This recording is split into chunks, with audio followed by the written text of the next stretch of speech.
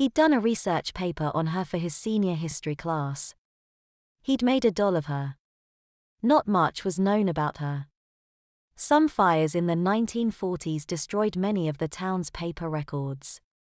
She'd been born to a dirt-poor family of ill repute sometime in the early 1900s.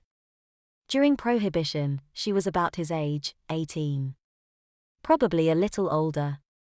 She'd frequently been in trouble with the law. Surviving records showed she'd been sentenced to attend church for a year as punishment for her first criminal offense. She'd spent nights in jail. Mostly, she'd ended up with a lot of community service. It seemed the local court didn't know what to do with a troublemaking woman at the turn of the century. Only one picture of her survived the fires of the 40s. It was a grainy black and white copy in a newspaper. He'd stared and studied the photo for hours while he worked on his doll. The most disturbing and fascinating mystery of the Hellion was how suddenly she vanished from the pages of history. Like she never existed at all. Rumor had it she ran off with Al Capone. Most historians thought she was murdered, her body hidden in an unmarked grave in the woods. Her body had never been found. Lucas hated thinking such a vibrant girl met such a sad end. He favored the Capone theory. He felt a kinship with her. Like him, he'd been born into a shitty family. She inspired him. He wished he could be like her, minus the law-breaking parts. People like her never had debilitating anxiety or panic attacks so bad they needed medication and therapy. Prudence had gone out and lived her life the way she wanted. She set her world on fire. She was bold, fearless, and strong. He tried to be outgoing, to be a rebel, in his own quiet ways. Most doll makers were girls. Even more taboo was his interest in adult Baby. He'd always wished he could have met Prudence. If she was still alive, she'd be well over 100. Yet here before him sat a girl bearing his idol's name. Suddenly, the familiar feeling niggling in the back of his mind clicked into place. "You look just weak, her," he blurted. A warm stream of pee poured over his crotch and pooled under his butt. The thick padding absorbed it all.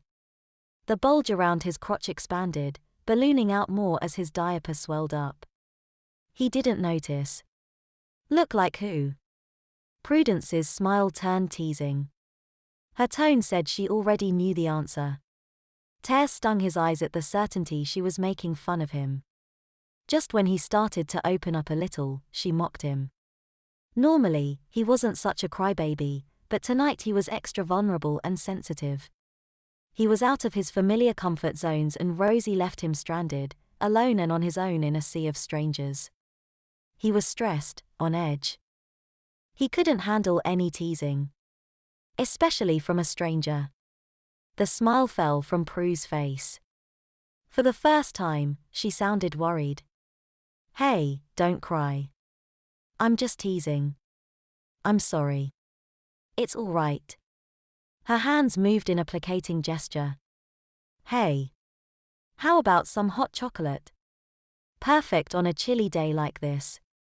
My treat, to make up for being such a jerk."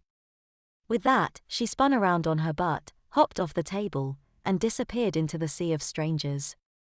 Prudence stood in line for the hot chocolate vendor. The sky was a brilliant ombre of red and magenta edged in twilight purple as the sun sank. Costumed kids and parents paraded through the center of Main Street. Soon, they'd go to booths for trick-or-treating once the sun fully set and the streetlights came on. Lucas was such a hot mess inside. She normally looked down on weak people as pathetic failures. His pain spoke to her. She understood it all too well. Something inside was tearing him apart. She didn't know what it was, but she felt his pain like it was her own. She'd been in his shoes once upon a time. Sick of hungry, screeching siblings, fighting parents, her father's belt, young human Prudence had snapped. Illegal moonshine numbed her pain. Her old man had been right about that. Stolen food stopped the hunger. She kept the company of men to avoid the company of her dysfunctional family.